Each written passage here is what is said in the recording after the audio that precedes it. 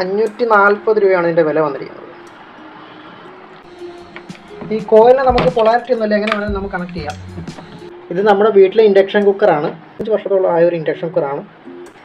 അപ്പോൾ നമ്മളിനി ഇതിനകത്തോട്ട് ഒരുപാട്